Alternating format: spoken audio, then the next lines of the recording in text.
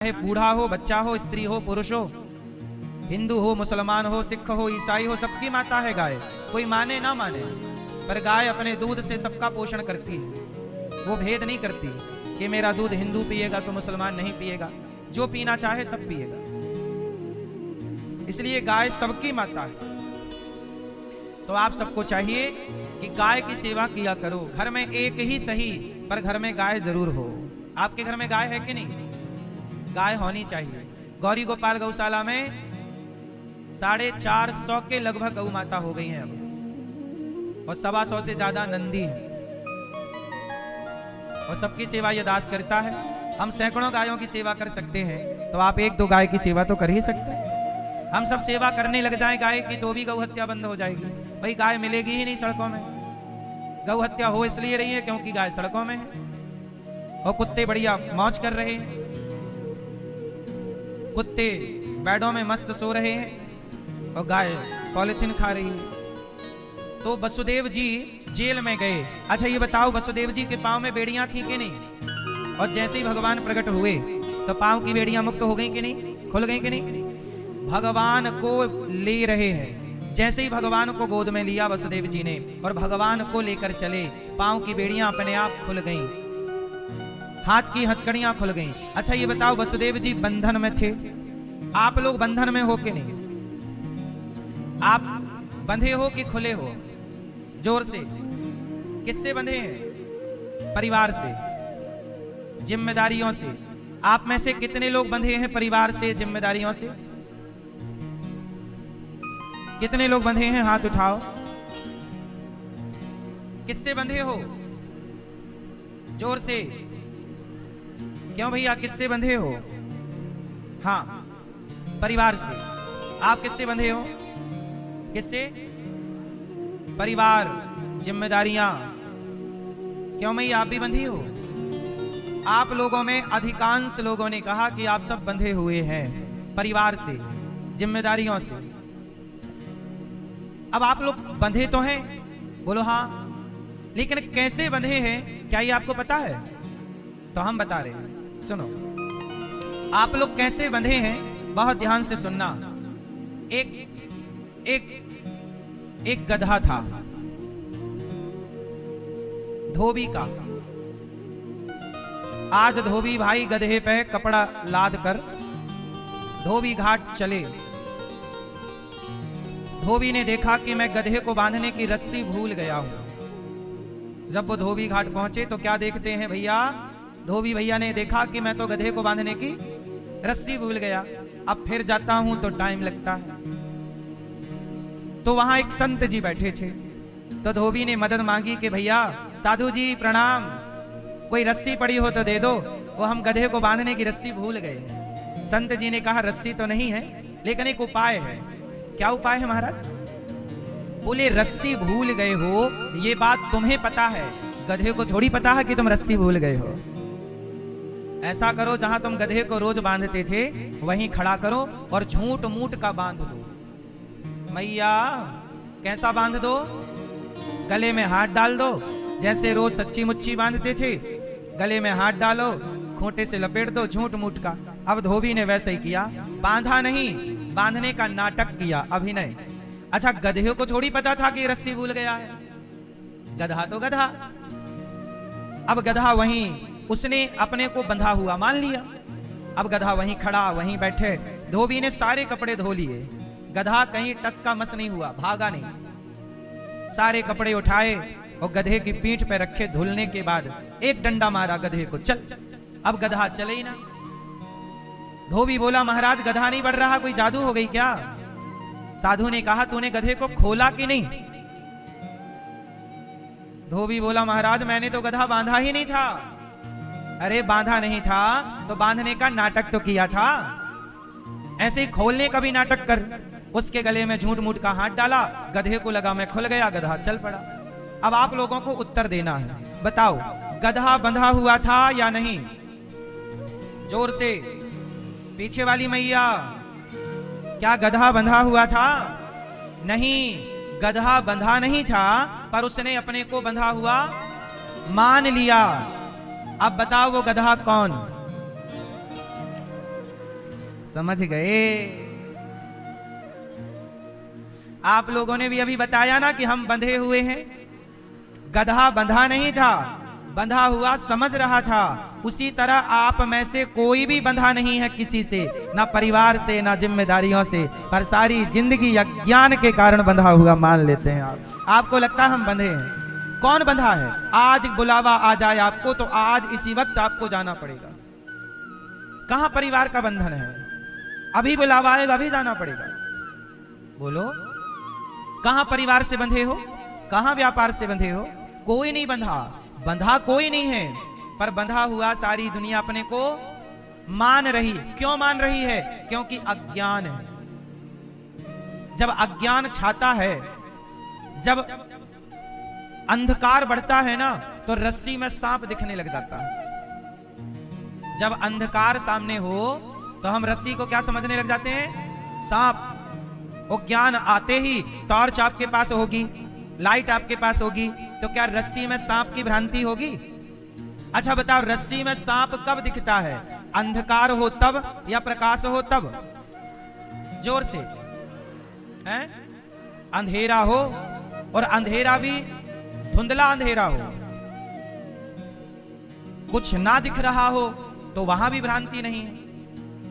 पूरा डार्क हो तो वहां भी भ्रांति। भ्रांति तब है जब दिख तो रहा है पर क्लियर नहीं दिख रहा। धुंधलापन जिसे कहते हैं, तो उसे धुंधलेपन में भ्रांति क्या हो जाती है? रस्सी को हम क्या मान लेते हैं?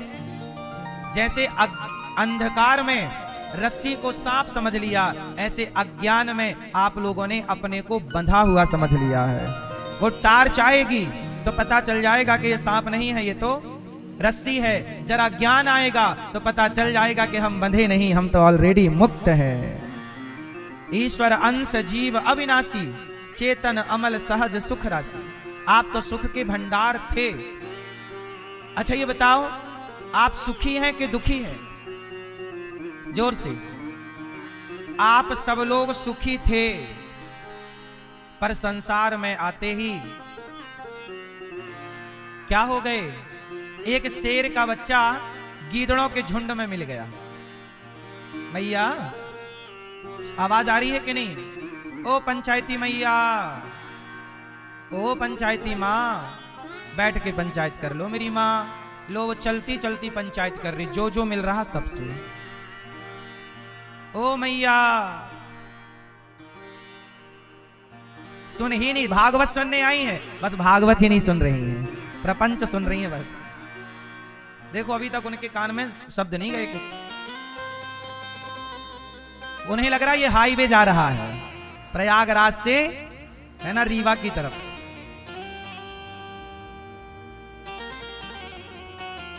देख लो, ये भागवत सुनने आए हैं और इनसे पूछेंगे घर वाले क्या सुन के आए?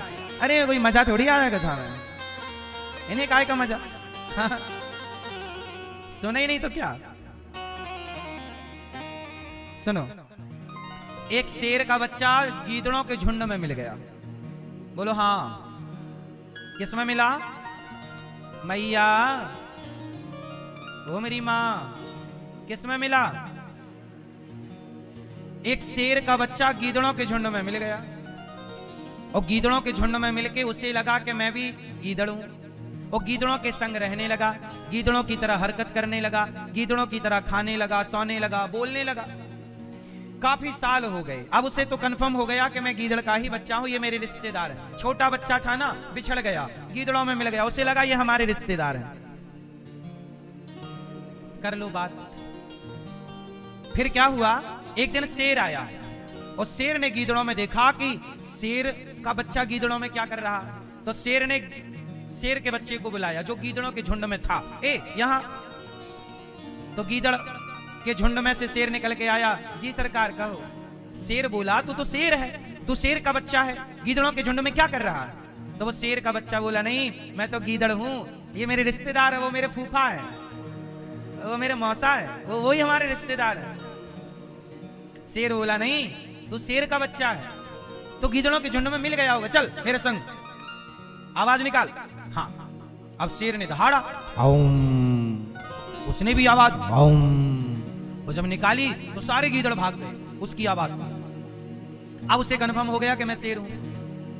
पानी था एक तालाब में, तो वहां ले जाके उसका चेहरा दिखाया कि देख तू शेर का बच्चा, गीदड़ों के बीच में क्या कर रहा। शेर ने बोध कराया तो गीदड़ को बोध हो गया, मतलब शेर को बोध हो गया कि मैं गीदड़ नहीं हूं, मैं।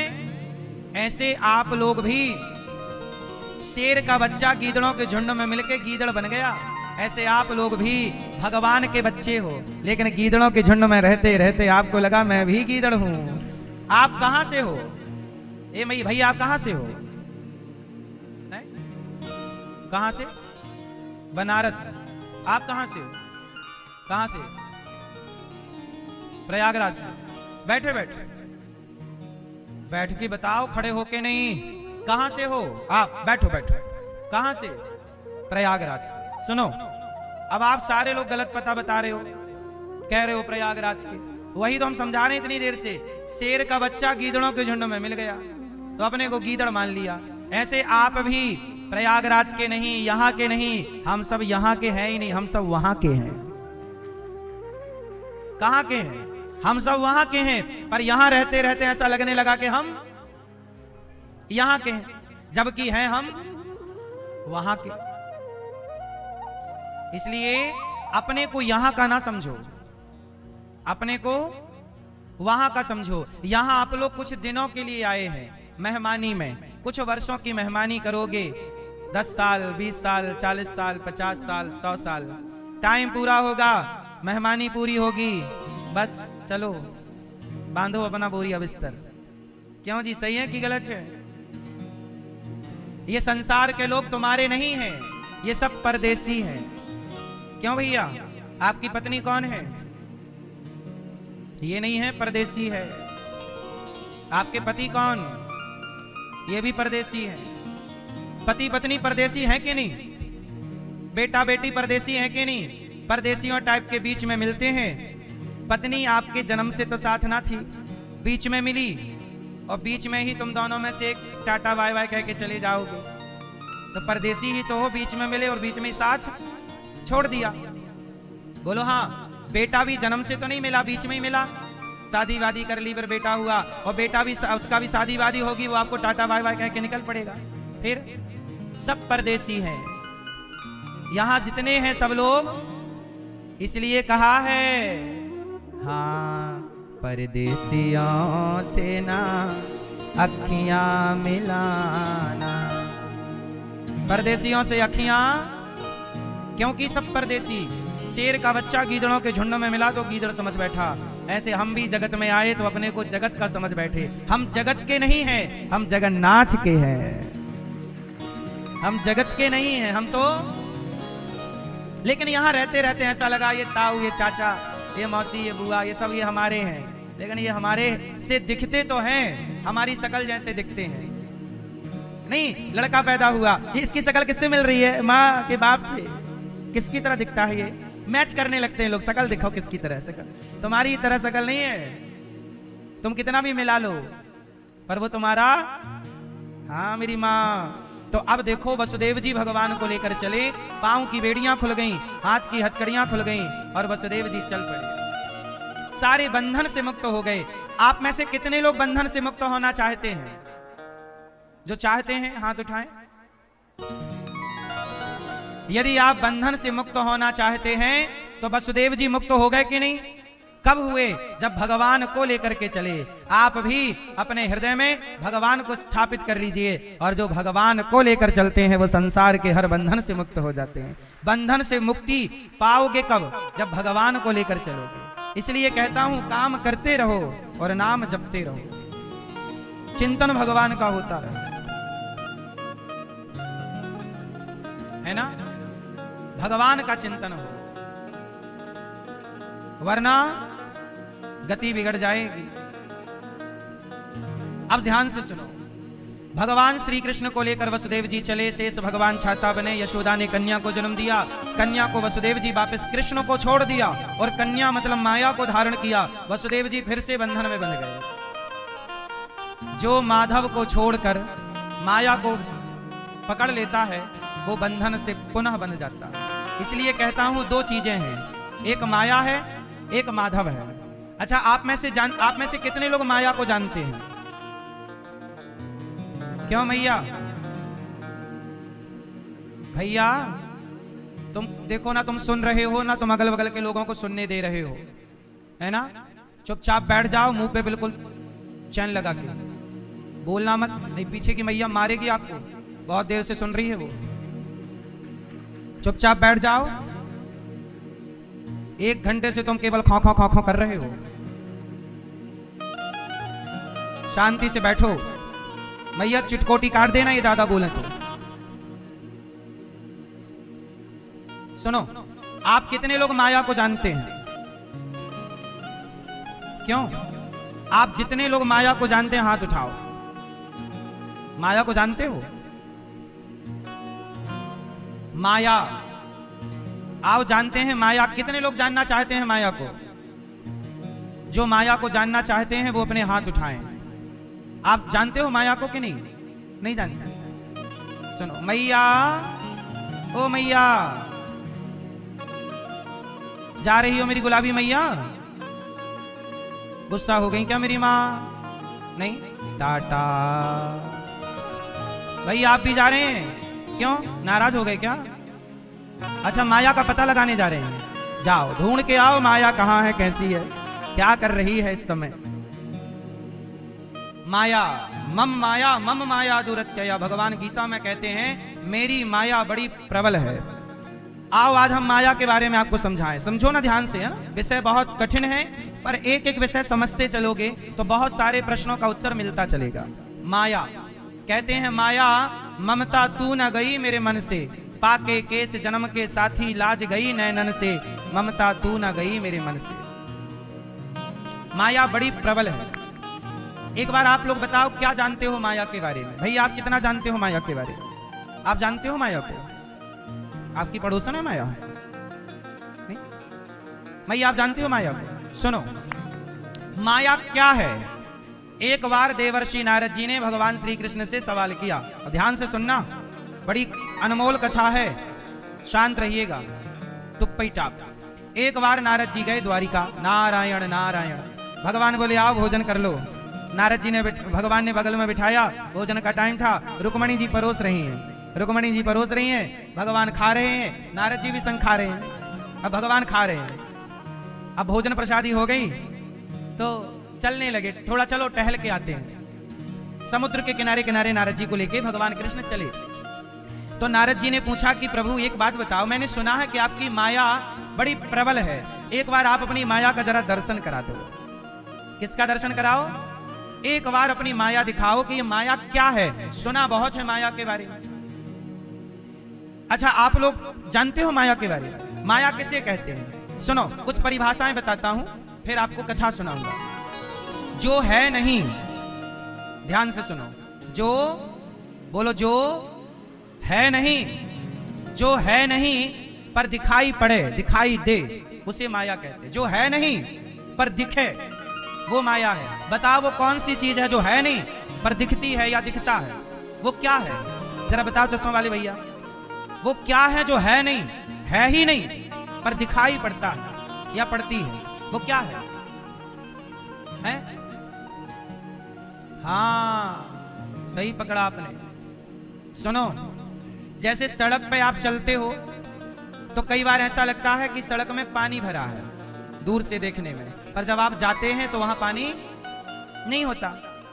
है नहीं पर दिखाई पड़ रही है या पड़ रहा है? बोलो हाँ, यही माया है। अब इसे कथा से समझो कि क्या नहीं है और क्या दिख रहा है।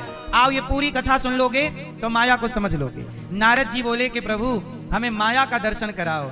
भगवान कृष्ण बोले कि माया के चक्कर में नारद जी ना पड़ो, ये बड़ी प्रबल है। नारद जी बोले ना ना, हमें तो दिखाओ। भगवान बोले चलो थोड़ा अपन आगे चलते हैं। चलते चलते भगवान कृष्ण और नारद जी जंगल पहुंच गए। तो जंगल में भगवान कृष्ण को लगी प्यास, तो भगवान ने नारद जी से कहा एक पानी की जरा व्यवस्था कर दो, पानी पिए हम, फिर आपको बताएंगे कि माया किसे कहते हैं, कैसी दिखती है माया। नारद जी बोले अच्छा ठीक है, आप यहीं बैठो। तो एक वृक्ष के नीचे भगवान बैठ गए और नारद जी पानी लेने गए। और जब पानी लेने गए तो एक गांव में एक सुंदर सा कुआं था और वहां एक सुंदर सी लड़की स्त्री कुएं से पानी निकाल रही थी। अब संयोग देखो, नारद जी पहुंच गए और नारद जी जब पहुंचे तो सुंदर सी लड़की को देखकर नारद जी मोहित हो गए। नारद जी ने कहा, देवी जरा पानी पिलाओ। तो वो पानी पिलाने लगी। पानी तो पी रहे हैं पर टुकुर टुकुर नारद जी उसे देख रहे हैं। तो नारद जी ने कहा, देवी तुम कौन हो? उस कन्या ने कहा कि मैं यहाँ के राजा की इकलौती लड़की हूं, ये मेरी वाटिका है। नारद जी बोले, अच्छा मैं तुमसे विवाह करना चाहूं तो? अब ध्यान से सुनना। नारद जी आए थे भगवान को पानी लेने, भगवान के लिए पानी लेने, और बिठा के आए हैं पेड़ के नीचे कि आप बैठो, हम आपके लिए पानी ला रहे हैं। और यहां कह रहे हैं कि शादी कर लोगी क्या? उस लड़की से कह रहे हैं विवाह कर लोगी? उसने कहा हम तो कर लेंगे लेकिन हमारे पिताजी बोल देंगे तब। नारद जी बोले, चलो तुम्हारे पिता से बात करते हैं। अब नारद जी गए पिता के पास, तो लड़की के पिता ने नारद जी को पहचान लिया, चरणों में गिरे, महाराज की जय हो, आप तो नारद जी हैं, आप भले पधारे, बताओ मैं आपकी क्या सेवा करूं? नारद जी बोले कुछ सेवा नहीं, आपकी लड़की पसंद आ गई है, आपकी लड़की का हाथ मिल जाए, साथ मिल जाए, शादी वादी हो जाए तो हम भी गृहस्थी बसाएं।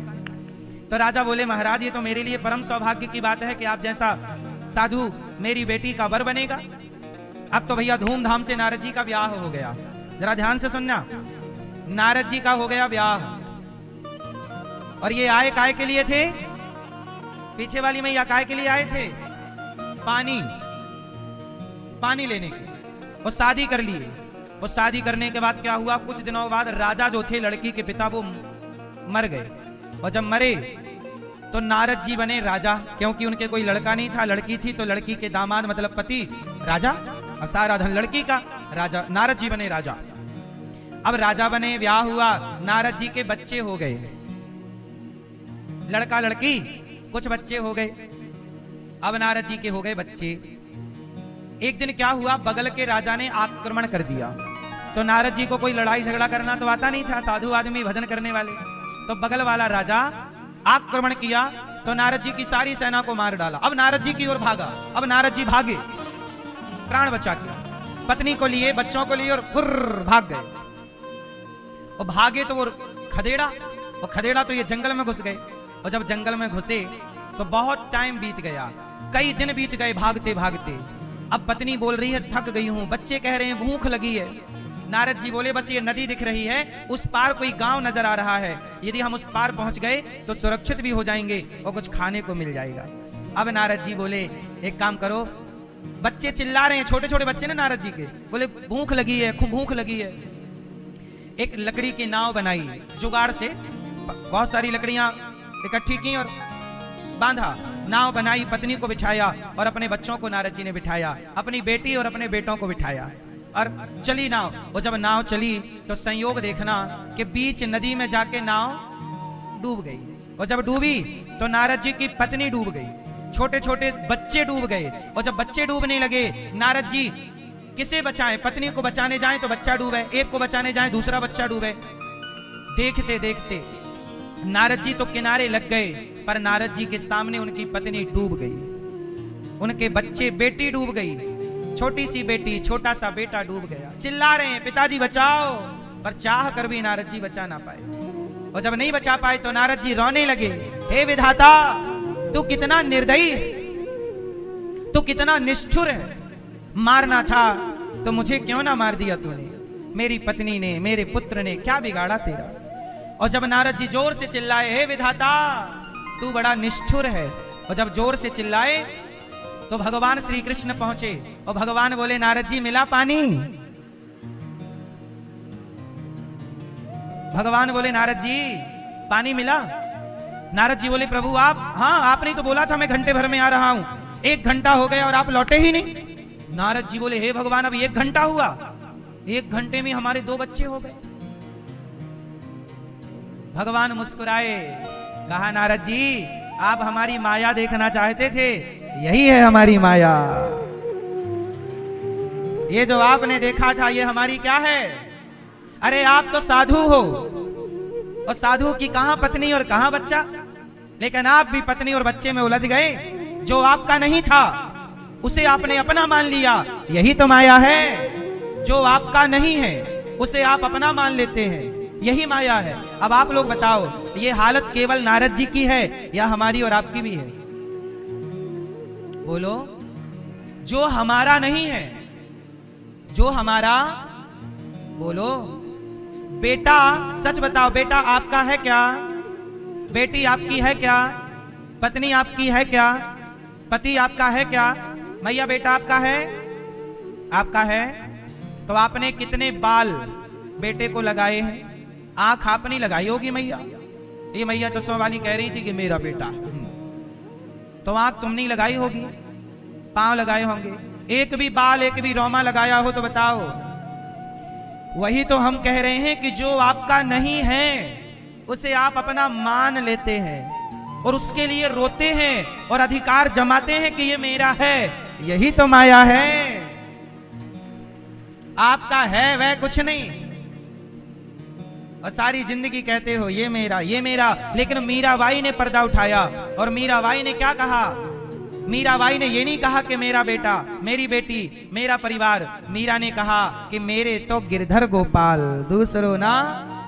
यही माया से पर्दा उठाना है। जो जगत को अपना कह रहे हैं वो माया में उलझ गए, जो जगत को अपना कह रहे वो माया में उलझ गए, और जो जगन्नाथ को अपना कह रहे वो माया से बच गए। माया से बचना है तो जगन्नाथ को अपना कहो, और माया में उलझना है तो जगत को अपना कहते रहो। कितना भी अपना कह लो इन लोगों को, लेकिन ये हमारे अपने कभी नहीं हो सकते। बोलो हाँ। ये दुनिया क्या सीता मां की हो सकी? फिर ये दुनिया सीता मां की ना हो सकी, ये दुनिया भगवान राम की ना हो सकी, तुम्हारी हमारी हो जाएगी? क्यों मेरी मां? जो अपना कभी हो ही नहीं सकता उसे अपना क्यों बनाऊं? जो अपना है क्यों ना उसे ही अपना मानूं? भगवान को हम लोग एनर्जी गलत जगह वेस्ट करते हैं। जो हमारे हैं नहीं और जो हमारे कभी हो नहीं सकते, हम उनको अपना मानते हैं और उनके पीछे भागते हैं कि ये हमारा, ये हमारा। उसमें एनर्जी वेस्ट करते हैं, उसके लिए रोते हैं कि देखो देखो हमारी बहू तो हमें देखती नहीं, हमारा बेटा तो हमें पूछता नहीं। तुम्हारा बेटा कब से हो गया? तुम्हारा बेटा तुम्हें क्यों पूछेगा? तुमने बोला है कि ये बेटा तुम्हारा है, यथार्थ में वो बेटा तुम्हारा नहीं है। अरे बेटा छोड़ दो, हमने पहले दिन ही समझाया था।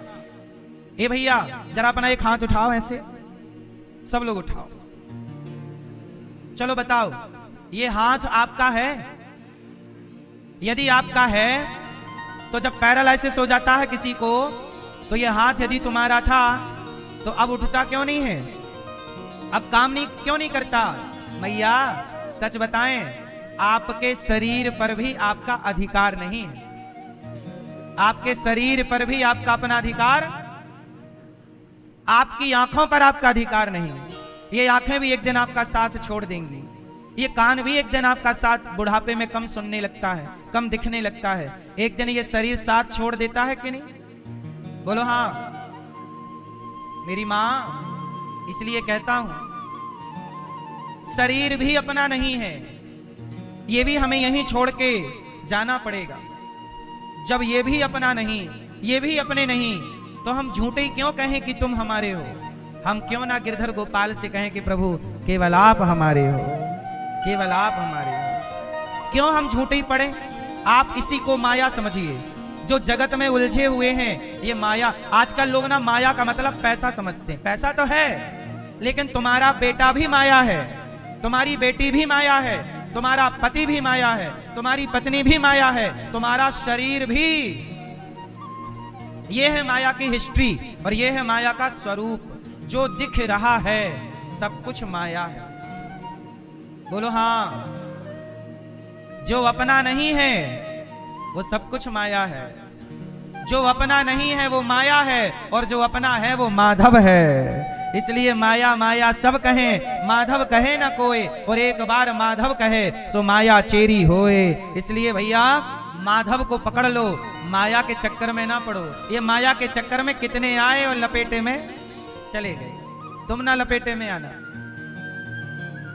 नारद जी को भगवान ने कहा पानी लेने आए थे, नारद जी किसके लिए रो रहे हो? नारद जी बोले हमारी पत्नी डूब गई। भगवान हंसे, तुम्हारी पत्नी कब से हो गई?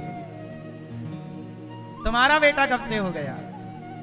नारद जी समझ गए प्रभु ये माया है आपकी, बचाओ प्रभु इस माया से। सारी जिंदगी आदमी रोता है या माया के लफड़े में पड़ के। आपको कौन रुला रहा है? यही माया है। तो किस किस को माया समझ में आई? मैया, ओ पीली मैया, जा रही हो मेरी मां? कहा माया खोजने चली तुम भी? नहीं, लाल पीली मैया दो ही जन जा रही है। जैसे नारद जी भगवान जी गए थे, अपन भी पता लगा के आओ, चलो। ये चली मैया दो हमारी पता लगाने, जाओ हमें भी बताना, मिल जाए माया तो।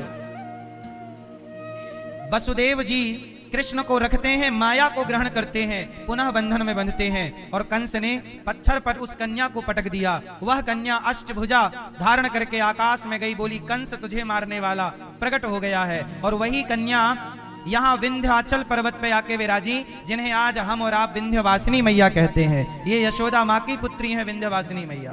बोलिए विंध्यवासिनी मैया की। तो आप लोग दर्शन करते होंगे। तो ये विंध्यवासिनी मैया हमारे वृंदावन की हैं। बोलो हाँ। यशोदा मैया की बेटी हैं। बोलो हाँ। है कि नहीं? तो विंध्यवासिनी मैया कहाँ की हैं? वृंदावन की। तो ये समझो कि यहाँ जो विंध्यवासिनी मैया हैं उनका संबंध भी हमारी यशोदा मैया और हमारे श्याम सुंदर से है। तो जब उनका संबंध है तो आपका भी संबंध है वृंदावन से, है या नहीं? विंध्यवासिनी हमारी कौन है? माता है। तो माता की माता वृंदावन रहती हैं, यशोदा माता। बोलो हाँ। तो कभी आया करो माता जी से मिलने। और भगवान कृष्ण की बहन है ये।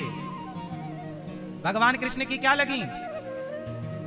तो ये मैया कौन लगी? भगवान कृष्ण की बहन लगी, विंध्यवासिनी मैया। तो ये भगवान श्री कृष्ण प्रकट हुए, गए और कंस ने इनको मारना चाहा, पर ये यहां आके विराजी हैं। अब यहां पर कंस ने मंत्रणा की कि हमें मारने वाला कोई पैदा हो गया हो। उस कन्या ने बताया है, ढूंढो कौन है। तो पता लगा कि पूतना मौसी बोली ये काम हमें दे दो, हम अपने स्तनों में जहर भर के सारे बच्चों को पिला देंगी, सारे बच्चे मर जाएंगे। तो सारे बच्चे मरेंगे तो आपका शत्रु भी मर जाएगा, कंस महाराज। भैया शोर ना करो, भैया चुप रहो, बैठ जाओ इस तरह। भैया आप लोग बैठ जाओ, यहाँ जगह है। हमारे सतुआ बाबा ने बहुत अच्छी व्यवस्था की है। देखो 2 पांडाल लगाए हैं, आपको जरा भी कष्ट ना हो। यहाँ बैठो और खड़े भी हो तो टुप्पई टाप खड़े रहो। सुनो, भगवान श्री कृष्ण को मारने का प्रोग्राम किसने बनाया? पूतना मौसी ने। मैया पूतना को जानती हो? मैया ओ मेरी माँ, आप पूतना को जानती हो? हैं? जानती हो? क्यों आपके पड़ोस में रहती है? ऐसे सिर हिला रही हो। हमारे आज ही तो मिल के आई मैं, ऐसा। पूतना मौसी, हाँ पूतना लोक बालघिनी राक्षसी रुधिरासना जिघांसया पहरये स्तनम दत्वापसद्गतिम। मैया पूतना लोक बालघिनी, पूतना छोटे छोटे बच्चों को मारने आई, रूप बदल करके आई। यशोदा मैया के पास आई, मैया मैया मैंने तेरे लाला को दूध पिलाने आई हूँ। मैया यशोदा बोली तुम कौन हो बहन?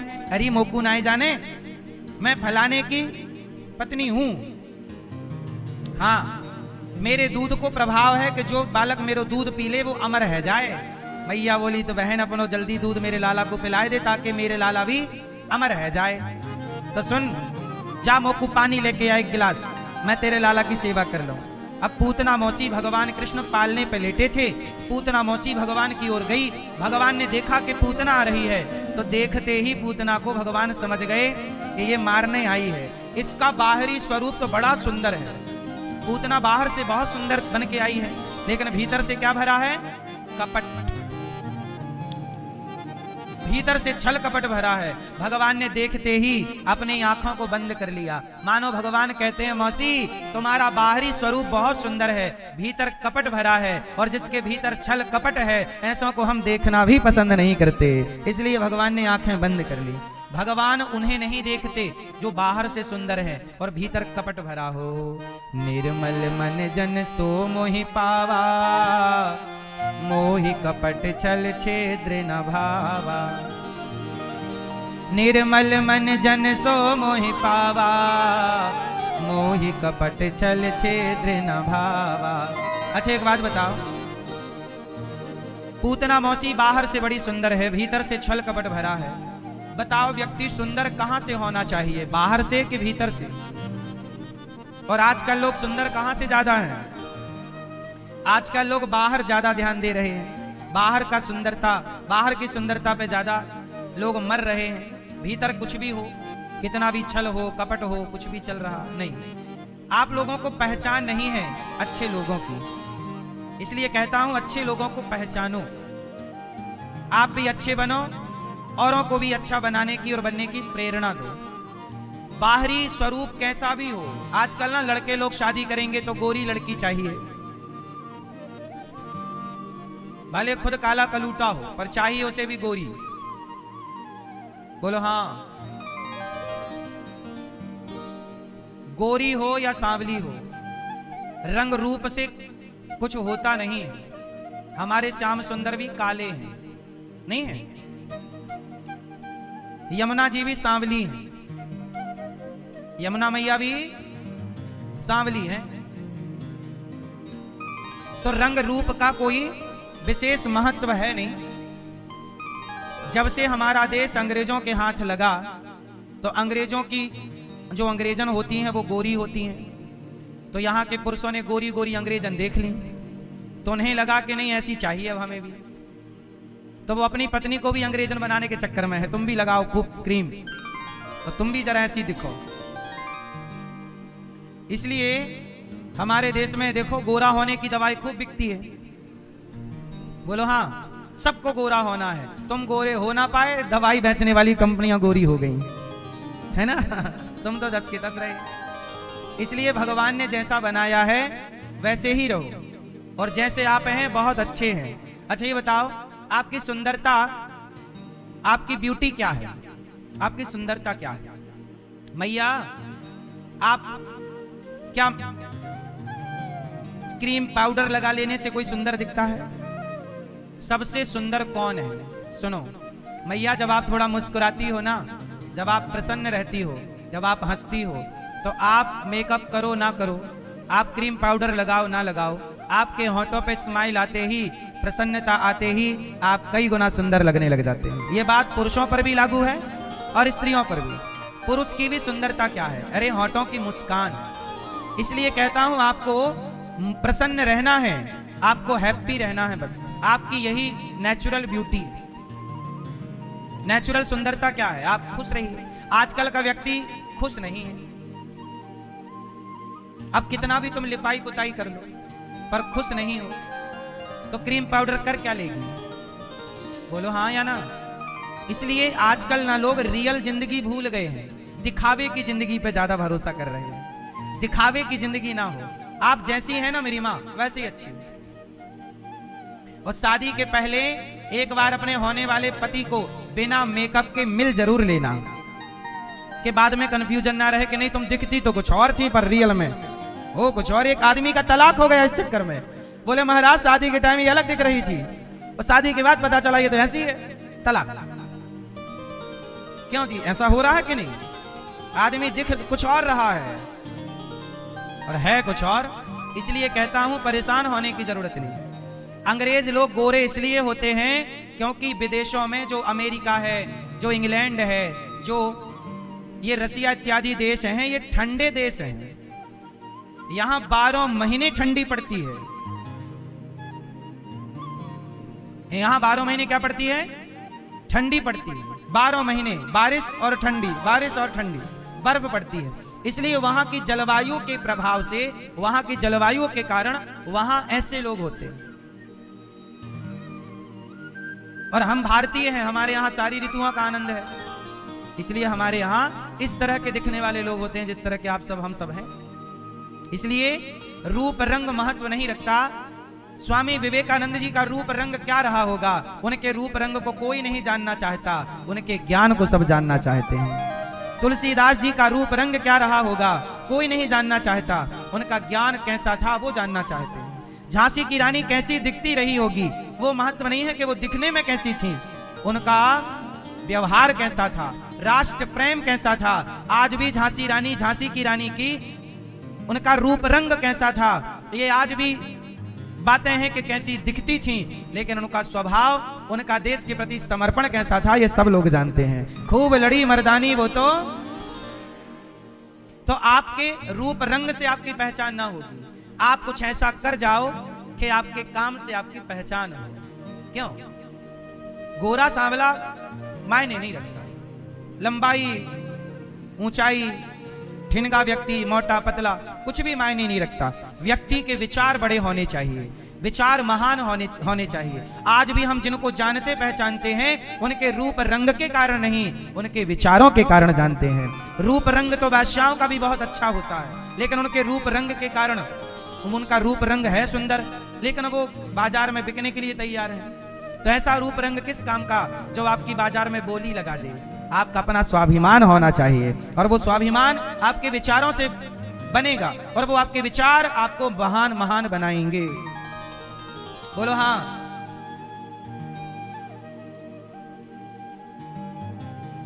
अच्छा एक बात बताओ, पहले के जमाने में राजाओं के यहां भी ना सुंदर सुंदर वेश्याएं रहा करती थी। रानी इतनी सुंदर नहीं हुआ करती थी जितनी सुंदर वेश्याएं हुआ करती थी। सुना है, इतिहास पढ़ा है ये। तो सवाल खड़ा हुआ कि जब ये सुंदर स्त्री थी तो राजा ने उससे ब्याह क्यों नहीं कर लिया? राजा ब्याह कर लेता ना, सुंदर थी तो उसी को रानी बना लेता। जो कम सुंदर थी उसे रानी बनाया, और जो ज्यादा सुंदर है उसके पीछे, उस वैश्या के पीछे पड़ गया। कई राजाओं की ये हिस्ट्री मैंने पढ़ी है कि उनकी रानियां इतनी सुंदर नहीं थी, लेकिन फिर भी राजा उन रानियों के पास रहते थे। अब सवाल खड़ा हुआ क्यों? तो मैं आपको बताऊं कि राज शासन चलाने के लिए सुंदरता नहीं चाहिए। राज शासन चलाने के लिए वो जो उन रानियों में हुआ करता था धैर्य, विवेक, ज्ञान, उनकी चमड़ी कैसी भी हो, सुंदर हो ना हो, क्योंकि रानी अहिल्याबाई होलकर ये जो जब बच्ची थी, इनका जब विवाह हुआ तो किसी ने सोचा नहीं था कि इनके पति की मृत्यु होगी और इन्हें सत्ता संभालनी पड़ेगी। ये बहुत सुंदर थी, ऐसा उल्लेख नहीं है, लेकिन ये बहुत अच्छी रानी थी जो प्रजा को पुत्र की तरह, माता की तरह बन करके और पुत्र की तरह पालन करती थी। तो इनके जो पति थे, इनके जो ससुर थे, इन्होंने इस लड़की का चयन किया अपने बेटे के लिए कि ये लड़की में योग्यता है, ये मेरे बेटे के लायक है। जबकि और भी सुंदर मिल सकती थी, नहीं, इसमें काबिलियत है, क्योंकि वो भविष्य को देख लेते थे ना। भाई कहते ना, होनहार बिरवान के होत चीकने पात, ये कहावत है कि जो पेड़ योग्य है उसके चिकने पत्ते बता देते हैं कि ये पेड़ अच्छा होगा। तो बचपन में ही बच्चों का बचपन बता देता है कि इसका भविष्य कैसा होगा। तो उन लड़कियों का भविष्य पहचान लेते थे कि ये रानी के योग्य है या नहीं। वहां सुंदरता मायने नहीं रखती, क्योंकि इन्हें पूरा शासन संभालना पड़ सकता है, कल इसे तलवार उठाना पड़ सकता है। पहले तो राजा की रानियां भी ना खड़ी हो जाती थी। बोलो हाँ या ना। इसलिए विवाह करने के टाइम केवल चमड़ी मत देखा करो। आप लोग केवल चमड़ी देखते हैं कि सुंदर है, नहीं, क्या वो आपके घर को निभा पाएगी? क्या वो आपके परिवार को संग लेके चल पाएगी? क्या ये गुण उसके अंदर है? क्या ये काबिलियत उसके अंदर है? क्योंकि परिवार बड़ा है, जिम्मेदारियां बड़ी हैं, कल आपका बच्चा होगा। चमड़ी कितनी भी सुंदर ले आओ, 10 साल 20 साल के बाद जवानी ढल जाएगी और सुंदर से सुंदर व्यक्ति भी एक समय बाद बंदर जैसा दिखने लगता है। यही इस धरती की सच्चाई है, समय सबको बंदर बना देता है।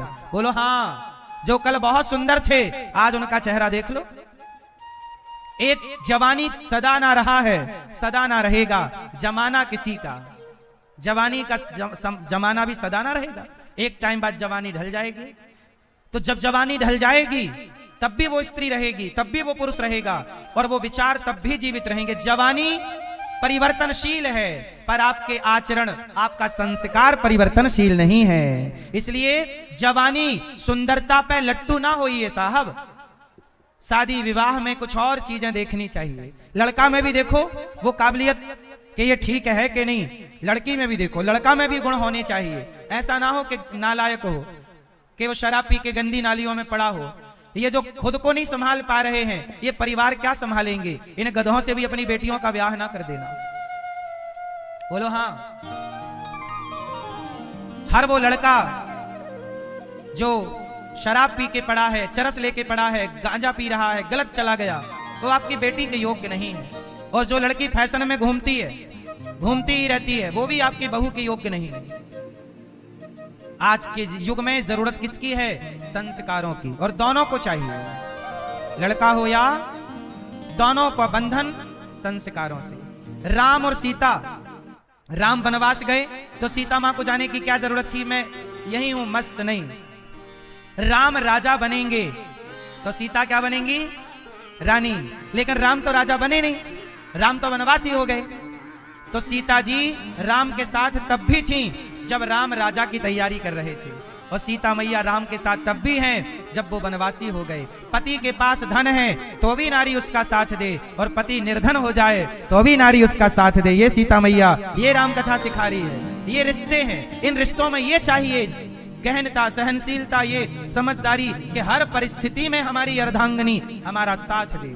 हर परिस्थिति में हमारा पुरुष हमारा साथी चाहिए ना। इसलिए बोलते हैं जीवन संगनी और जीवन साथी, जीवनसाथी.com। तो जीवन साथी चाहिए तो जीवनसाथी.com में कहां मिलेगा? जीवन साथी तो अच्छी तलाश चाहिए, अच्छी खोजबीन चाहिए। इसलिए मेरी मां, समाज भटक गया है। बेटी का विवाह करो तो बहुत सतर्कता से, बेटे का विवाह करो बहुत सतर्कता से, और अपने बेटा बेटी दोनों को संस्कारी बनाओ, वरना आने वाला भारत बहुत सुरक्षित नहीं है। जब आपकी संतान भटक जाएगी तो आने वाली संतानों की संतानें कैसी रहेंगी, कल्पना कर लीजिए। इससे राष्ट्र खतरे में चला जाएगा। बोलो हाँ। आप ये बताओ, कुछ बेटे होते हैं जो माँ बाप का नाम बढ़ाते हैं। कन्हैया बड़े हो गए थोड़ा से, क्या बोलने लगे अपनी माँ को? मैया, और बाबा को, पिता को बाबा। कहने लगे मोहन मैया मैया। आप लोग अपनी माँ को क्या बोलते हैं? मम्मी है? जो लोग मम्मी कहते हैं अपनी माँ को वो हाथ उठाओ। कितने लोग मम्मी कहते हैं? मम्मी, मम्मी आप कहते हो? मम्मी का मतलब क्या हुआ? मम्मी का मतलब मां नहीं होता। मम्मी का मतलब होता है, मम्मी किसे कहते हैं? मम्मी। बोलो। मरी हुई को, मरा हुआ शरीर जो बॉडी है ना, उसे मम्मी कहते हैं। मम्मी। बोलो हाँ। नहीं कहते मम्मी? तो मम्मी ही तो मम्मी है। तो आपकी माँ जिंदा है कि मरी है? तो उसे मम्मी क्यों बोलते हो? अच्छा, मम्मी कहां से आया? जैसे प्रयागराज को मुगलों ने अल्लाहाबाद कह दिया था, जैसे प्रयागराज का नाम क्या रख दिया? जैसे प्रयागराज को, प्रयागराज इसका नाम क्यों पड़ा? इसको प्रयाग क्यों कहते हैं? प्रा मतलब प्रथम, जहां धरती का पहला यज्ञ हुआ हो वो प्रयाग है। यज्ञ, प्रथम यज्ञ, जहां धरती का पहला यज्ञ, प्रथम यज्ञ जहां हुआ हो वो प्रयाग है। प्रथम यज्ञ, याग, प्रयाग, यज्ञ। बात समझ में आई? इसका नाम प्रयाग है, लेकिन इसे मुगलों ने क्या नाम रख दिया? अल्लाहाबाद। जैसे मुसलमानों के द्वारा हमारे तीर्थ का नाम बिगाड़ के प्रयागराज को अल्लाहाबाद किया, योगी जी ने उसे ठीक किया, ऐसे ही देश के नेता चाहिए जो बिगड़ी हुई चीजों को ठीक करें। इन्होंने प्रयागराज का नाम पुनः स्थापित किया और अल्लाहाबाद खत्म कर दिया। क्यों? अब आप लोग अल्लाहाबाद ना बोला करो मेरी माँ, हाँ प्रयाग बोला करो। जैसे प्रयाग को अल्लाहाबाद कर दिया, ऐसे अम्मी, मुसलमान बोलते हैं अम्मी जान, तो अम्मी से आप लोगों ने ले लिया मम्मी। अम्मी से मम्मी क्यों लेना? अरे माँ को माँ कहिए, माता जी कहिए। जिन्होंने इस देश को गुलाम बनाया उनकी भाषा क्यों बोलनी है? तो माँ को माँ कहिए। क्या कहिए? माता जी, मैया, सबसे बढ़िया मैया। बोलो मैया, माता जी। अच्छा ये बताओ माँ शब्द कहां से आया? माँ, ए मोबाइल वाले भैया, माँ कहां से आया शब्द? ये माँ कहां से आया? नहीं, माँ शब्द आया गाय के बछड़े से, गाय की बछिया से, गाय से। बच्चा कैसे रमाता है गाय का? माँ माँ माँ, ऐसे नहीं बोलता? बोलो हाँ। तो ये जो माँ है ये गाय से प्रकट हुआ, इसलिए गाय को माँ कहते हैं, क्योंकि माँ शब्द की जननी गाय है। माँ शब्द की जननी कौन है?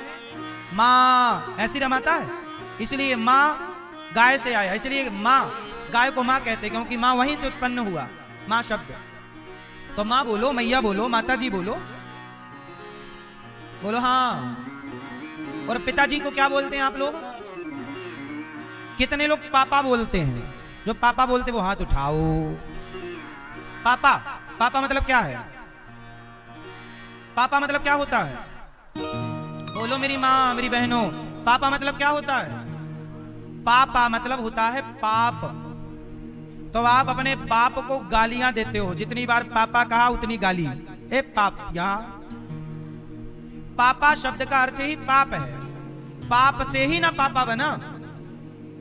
हिंदी में और संस्कृत में पापा शब्द का अर्थ होता है पाप।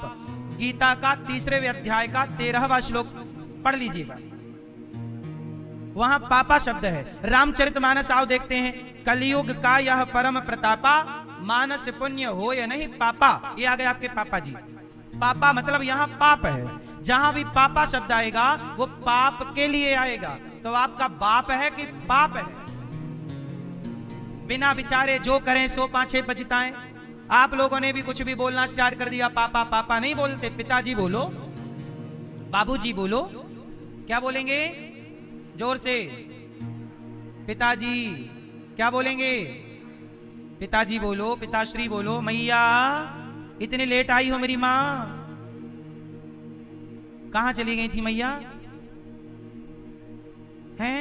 नींद लेट खुली है? चलो अब जल्दी बैठ जाओ, इतनी लेट आई हो मेरी माँ। लेट ना आया करो, 3 बजे से कचा होती भैया, 4:45 बजे आई है। सुनो, तो क्या बोलना स्टार्ट करेंगे? मम्मी पापा सही है, राइट है, रॉन्ग है, क्या है? सही है, गलत है? अब आप लोग कहोगे महाराज जी शब्दों से क्या होता है? होता है। अल्लाहाबाद गलत था, प्रयागराज सही है, शब्दों से होता है। बदलाव जरूरी है कि नहीं? जो गलत उसे बदल डालो। क्यों लेके चलना है? तो क्या बोलोगे? क्या बोलोगे अपनी माँ को? मैया बोलो, मैया। और पिताजी क्या बोलोगे? पिताजी बोलो। पापा ना बोलना और मम्मी ना बोलना। मम्मी पापा डिलीट करो। क्या बोलेंगे? माता। कितने लोग मेरी बात से सहमत हैं? भैया आप सहमत नहीं हो? चश्मा वाले, पीछे वाले भैया, आप नहीं हो? तो अब क्या बोलोगे? हैं? अब नहीं बोलना। पापा मतलब गाली होती है। अब भगवान कृष्ण थोड़ा बड़े हो गए और बाल लीला स्टार्ट हो गई। वत्सान मुंचन क्वचित समय क्रोश संजात हासः स्तेयं स्वादवत्यथ दधिपयः कल्पितैस्तेय योगै। भगवान थोड़ा बड़े भये बाल लीला कर रहे हैं। गोपियों के घर जाते हैं, माखन चुरा लेते हैं, मक्खन खा लेते हैं। गोपियां शिकायत करने आती, मैया मैया तेरे लाला ने मिट्टी माखन खाई लियो। अच्छा मुझे आप लोग एक बात बताओ, भगवान माखन क्यों चुराते हैं? क्यों चुराते हैं भैया? माखन क्यों चुराते हैं भगवान? खाने के लिए। चोरी करना सही है? तो भगवान क्यों चोरी कर रहे हैं? आप चोरी करते हो? फिर जब आप चोरी नहीं करते तो आपके भगवान चोरी क्यों कर रहे हैं? उत्तर दो। है? क्योंकि भगवान उस समय छोटे से बालक हैं। बोलो हाँ। और छोटे से बालक का स्वभाव होता है कि वो खाने पीने की चीज कहीं भी पड़ी हो, कहीं भी मिल जाए, वो ये नहीं देखता कि ये मेरा है कि पराया। अरे तेरा मेरा तो बड़े होने के बाद आता है। छोटे छोटे बच्चों के लिए तेरा मेरा कुछ नहीं होता, वहां तो सब मेरा मेरा है। बोलो हाँ। छोटा बच्चा आपके घर में घुसेगा, किसी का भी बच्चा आपके घर में आ जाएगा छोटा, और उसे कुछ भी मिल जाएगा उठा के खा लेगा। वो ये नहीं देखेगा कि ये भोग के लिए है, कि ये काय के वो सही है गलत है, वो अलग विषय। बच्चे का स्वभाव है। ऐसे ही भगवान बाल लीला कर रहे हैं, इसलिए चोरी नहीं है, ये लीला है। इसे माखन चोरी नहीं, इसे माखन लीला कहा गया है। क्या कहा गया? ये लीला है। गोपियों के घर जाना, मटकी से मक्खन निकालना, खाना, ये बाल आनंद है, बचपन का सुख है। आप में से बहुत लोगों ने भी बचपन में चोरी की होगी खाने पीने की चीजें। आम चुरा के खाए होंगे, अमरूद चुरा के खाए होंगे, सिंघाड़ा चुरा के खाए होंगे तालाबों से, लड्डू चुरा के खाए होंगे, मिठाई चुराई होगी, गुजिया चुराई होगी। बोलो हाँ। ये मैया तो गुड़ चुरा लेती थी, गुड़ चुरा चुरा के खा लेती थी, और अब बता रही है कि मैं नहीं करती चोरी। चोरनी की सरदार रही है ये, है ना मैया? बचपन में चुराती थी कि नहीं आप? फिर गुड़ चुराती थी। हाँ, गुड़। पहले गुड़ ही था मीठे के नाम पे, गुड़ और शक्कर। और क्या था? पहले ठाई मिठाई नहीं मिलती थी ज्यादा। पहले परियों में गुड़ आता था, और गुड़ बस इतना गुड़ निकाल के रख लिए, जब समय मिला खा लिया चुपके से, है ना? तो बचपन में सब लोग चोरी, अच्छा बचपन में सब लोग चोरी करते हैं। किसी को मिल पाए तो अच्छा, नहीं मिल पाए तो मैया को मिले ही ना होगा तो नहीं कर पाई चोरी। इसलिए चोरी करने का भी अपना एक मजा है, एक सुख है। ऐसे भगवान बाल लीला कर रहे हैं। वत्सान मुंचन क्वचित समय क्रौंस संजात हासः स्तेयम स्वादवत्यथ दधिपयः कल्पितैः स्तेय योगैः। गोपियों के घर जाके माखन चुराना। गोपियां, अच्छा गोपियां शिकायत करने जाती, मैया तेरे लाला ने ये किया। चोरी शिकायत करने नहीं जाती गोपियां, शिकायत के बहाने भगवान का दर्शन करने जाती हैं। ये भगवान है, बड़ी लीला है इनकी। एक दिन भगवान ने गोपियों के सारे मटके तोड़ दिए। मैया शिकायत करने आई तो मैया की शिकायत, मैया ने कहा कि सुनो, मेरे लाला को तुम रंगे हाथों पकड़ोगी तब बात मानूंगी। तो एक दिन भगवान खिड़की से घुसे एक सखी के घर पे, छींके पे मक्खन लटक रहा था। भगवान ग्वालों को बोले मंगलाओ, श्री दामा आ जाओ, कोई नहीं है, खाली है। ग्वाल वालों का गोला बनाया, और जब गोला बना के मटकी के पास पहुंचे तो देखा कि भगवान ने देखा कि वहां घंटी लटक रही थी। मटकी के बगल में गोपी ने घंटी लटकाई थी कि कोई मटकी पकड़ेगा तो घंटी बजेगी, हम पकड़ लेंगी। तो भगवान उदास हो गए। तो घंटी बोली प्रभु उदास क्यों हो गए? भगवान बोले माखन खाने आए, इतना जुगाड़ किया, इतनी मेहनत की, और तुम यहाँ लटक रही हो, मंदिर में जगह कम पड़ गई थी। घंटी बोली प्रभु ये गोपियों ने लटकाया है, आपको पकड़ने का प्लान है। तो भगवान बोले ये बताओ तुम हमारे तरफ हो कि गोपियों की तरफ? घंटी बोली हम तो आपकी दासी हैं। तो सुनो, बंधी हो पर बजना मत। घंटी बोली नहीं बजूंगी। अब भगवान ने मक्खन का लौंदा निकाला, हाँ मन सुखा खोल मुंह, पूरा मक्खन का लौंदा डाल दिया मन सुखा के मुंह में। फिर दूसरा लौंदा बनाया, फिर डाल दिया मधुमंगल के मुंह में। मक्खन चुरा रहे हैं। भगवान कृष्ण को पता था कि आने वाले समय में बच्चे पिज्जा बर्गर चाउमीन खाएंगे, तो भगवान ने बताया माखन चुरा के, भैया खाने के योग्य तो मक्खन ही है, ये पिज्जा बर्गर खा के सेहत ना बिगाड़ लेना, खाया करो तो मक्खन। ये जवानी में लड़कपन में क्या खाना चाहिए मैया?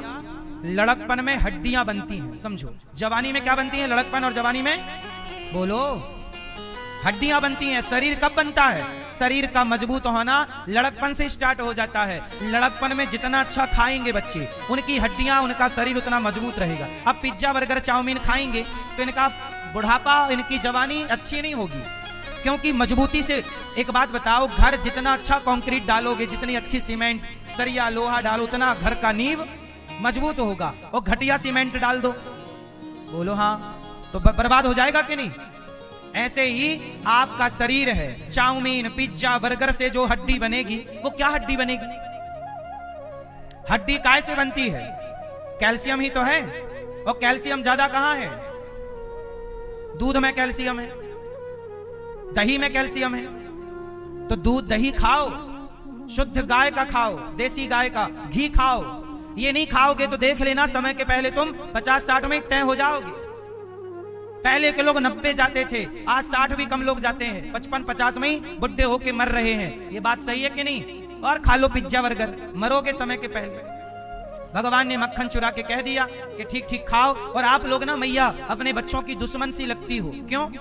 कोई पिज्जा बर्गर खवा रही हो, चलो कभी कभार तो बात ठीक है, रोज खिला रही हो, रोज उनकी डिमांडें पूरी कर रही हो, तो आप अपने बच्चों को खोखला ही तो कर रही हो। बच्चों को नहीं पता कि क्या सही है, तुम्हें तो जानकारी होनी चाहिए। घी दूध नहीं खाएंगे तुम्हारे बच्चे कमजोर पड़ जाएंगे। पहले के जमाने का शरीर घी दूध का ही होता था, बोलो हाँ। आजकल घी दूध के दर्शन नहीं हो रहे हैं। तुम जर्सी गैया का दूध पी रहे हो और बाजार का नकली घी खा रहे हो। अरे घी खाना है तो शुद्ध वाला खाओ, और शुद्ध घी केवल घर का हो सकता है। देसी गैया रखो और देसी गाय का दूध निकालो, दूध बच्चों को दो, दही बनाओ, पनीर बनाओ और घी निकालो, वो खाओ, स्वस्थ रहोगे। बाजार का दूध दही मिलावटी है? कुत्ता पालने की जगह है, गैया पालने की जगह नहीं। ये सब बहाने हैं कि जगह ही नहीं है। खेत वेत हो तो वहां रखवाओ गैया, एक खेत ले लो भाई। ये तो आपकी सेहत से जुड़ा मामला है ना। कहां रखे महाराज? ये तो देखो बहानेबाजी होगी। कहां रखे? ये तो हो गया बहाना। रखो, कहीं भी रखो, जहां सुविधा हो वहां रखो, ऊपर गाय जरूर रखो। और दूध घर का, बाजार का घी सही है कि गलत है? आप लोग बताओ। बाजार का घी सही है? बोलो हाँ। नहीं? फिर तुम्हें जब पता है तो क्यों खाते हो? वो जहर है, घी नहीं है। आप लोग सॉस खाते हो, सॉस। एक बात बताओ मैया, आप टमाटर की चटनी बनाओ, टमाटर का सॉस बनाओ, आपका घर में टमाटर का सॉस बनाओगे, कल खराब हो जाएगा जो आज बनाया है। वो बाजार का एक साल पुराना सॉस है, काहे नहीं खराब हो रहा है? क्योंकि केमिकल पड़े हैं। वो केमिकल तुम्हारी जान लेगा। इतनी सी अक्ल तुम्हें नहीं आ रही है, तुम क्या समझाएं तुम्हें? आजकल लोग बाजार का जूस पीते हैं। अनार का जूस मिल रहा है बाजार में। अनार का जूस ऐसा करना कि आप एक अनार खरीदो, दाना निकालना, उसका जूस निकालना और आज निकाल के रख दो, कल देखना खराब हो जाएगा अनार का रस। तो जब आपके घर का ओरिजिनल अनार का रस कल खराब हो रहा है, तो बाजार का अनार का रस 1 महीना से क्यों खराब नहीं हो रहा है? क्योंकि उसमें मिलावट है, केमिकलों की। आप जूस नहीं पी रहे हैं, केमिकल पी रहे हैं। इतनी सी बात तुम्हें कौन समझाए? खान पान ना बिगड़ता तो ये हॉस्पिटल इतने ना बनते। आजकल बिजनेस हो गया है, धंधा हो गया है बीमारी। हॉस्पिटल मतलब धंधा, सबसे अच्छा धंधा है हॉस्पिटल बना लो। क्योंकि बीमार तो पड़ने, आप खा वही रहे हैं जिससे बीमार पड़ोगे। 40-50 में बुढ़े होके मर जाओगे। इसलिए मेरी माँ हाथ जोड़ के कहूं, ठीक ठीक बच्चों को खिलाओ, खिलवाड़ ना करो। ये मजाक नहीं है। आजकल हर चीज आप लोग पैकेट बंद खाते हो, और याद रखना हर चीज, हर वो पैकेट बंद चीज जहर है, जहर है। मानो या मत मानो, हर पैकेट बंद चीज क्या है? जहर है। लेकिन आपके बच्चों को वही खाना है, आदत पड़ गई है खाने की। क्यों पड़े? घर में बनाओ ना मिष्ठान, बढ़िया लड्डू बनाया करो, गुजिया बनाया करो, अच्छी चीजें घर पे आए दिन बनाते रहा करो। बच्चों को घर की बात अच्छी लगे, बाजार का अच्छा ही ना लगे। अब आजकल मैया भी तो आलसी है। हाँ, जरा होटल से बुलवा लो साग सब्जी, आज वहीं से खाएंगे। तुम भी कम आलसी हो क्या? तुम्हें तो भी बनाने का फुर्सत नहीं रहा, आलसी हो तो बच्चे क्या खाएंगे? तो मरेंगे समय के पहले। बोलो हाँ। खान पान बिगड़ा, सब बिगड़ गया। क्यों मैया? पहले लोग खाते घर पे थे, निकालने बाहर जाते थे।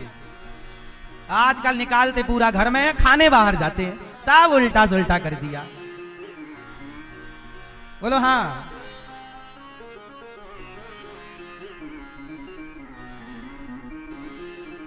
बाजार का दूध और बाजार का घी मिलावटी है।